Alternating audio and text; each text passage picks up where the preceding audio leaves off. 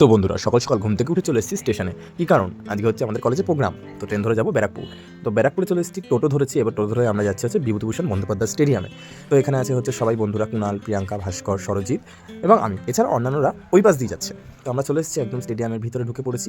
তো এবার আমরা একদম মাঠের সামনে চলে এসেছি। মাঠের সামনে বসে স্টেডিয়ামের উপর বসে পড়েছি, আর মানে অনেকটা জার্নি করে চলে এসেছি। তো এবার শুরু হলো এদের প্রোগ্রাম।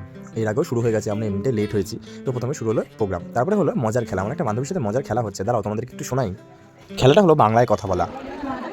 সবাই গ্রাম থেকে করেছে। তুমি কোন স্কুলে পড়াশোনা করতে? শ্যামনগর বালিকা বিদ্যালয়। এখন কোন কলেজে পড়াশোনা করছো? সুরেন্দ্রনাথ কলেজ। সুরেন্দ্রনাথ কলেজ। এটা ইংলিশ হলো? ইংলিশে তুমিও বলো। আমি বলতে পারি, তুমি আর বলো না। তারপরে ছিল রাজবার মানে লাইভ কনসার্ট। তো সে আসলো এবং আমরা তারপরে বিশাল মজা করলাম বন্ধুরা সবাই মিলে।